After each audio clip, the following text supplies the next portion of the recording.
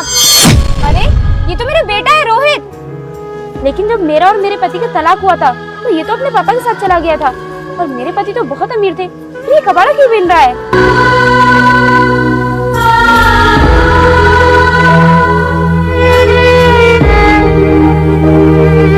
सुनो बेटा, तुम इतनी छोटी सी उम्र में कबाड़ा बिन रहे हो, तुम्हारे माँ बाप नहीं है क्या?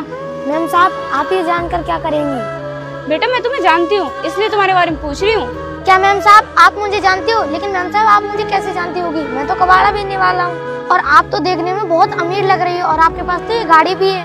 नहीं बेटा, मैं तुम्हें नहीं जानती हूँ, मैं तुम्हारे मम्मी पापा को जानती हूँ। तुम्हारी मम्मी ना मेरी बहुत अच्छी दोस्त थी और एक दो बार मैं तुम्हारे घर भी गई थी, मैंने वहीं पर तुम्हें देखा था। लेकिन तुम्हारी मम्मी तो मुझे बता रही थी कि तुम्हारे पापा का बहुत अच्छा बिजनेस चल रहा है। और मैम साहब, मेरे पापा की शादी मेरे दादा दादी की राजी से हुई थी, लेकिन मेरे पापा मेरी मम्मी को पसंद नहीं करते थे और इसी बात को लेकर मेरे मम्मी पापा में रोज झगड़ा होता था।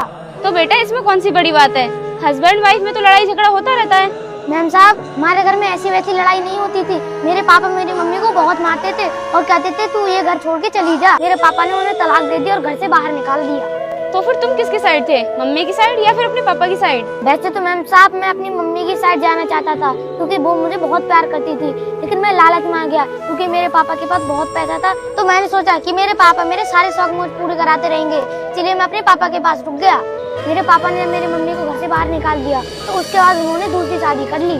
और जो मेरी नई मम्मी आई थी वो मुझे बिल्कुल भी पसंद नहीं करती थी और घर के सारे काम मुझसे करवाती थी और वो मुझे मारती पीटती भी थी, लेकिन मेरे पापा उनसे कुछ भी नहीं कहते थे क्योंकि मेरे पापा उनसे बहुत प्यार करते थे। और एक दिन मैंने घर का काम नहीं किया तो मेरे मम्मी पापा ने मुझे घर से ही बाहर निकाल दिया।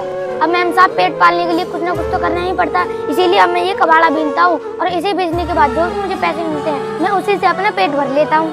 बेटा तुझे माफी मांगने की जरूरत। अभी लड़का कहता है, अरे मामू तुम मुझको अपने घर ले चलो, और कहता है कि मैं तो 2 वक्त खाने के लिए बहुत तरसता हूँ और मैं फुटपाथ पर सोता हूँ। तब यह आंटी कहती है, अरे बेटा तुम ऐसी बात क्यों कर रहे हो, मैं तुमको अपने घर ले जाऊंगा और तुम मेरे बेटे हो और तुम मेरे साथ घर चलोगे और ऐसी बात मत करो, मैं हूँ जिंदा, मैं तुमको सारे खुशियाँ दूंगा, जो तुमको चाहिए मैं ला कर दूंगा, बस तुम मुझसे एक तुम कह देना। और ये आंटी अपने बेटा को अपने घर ले जाती है।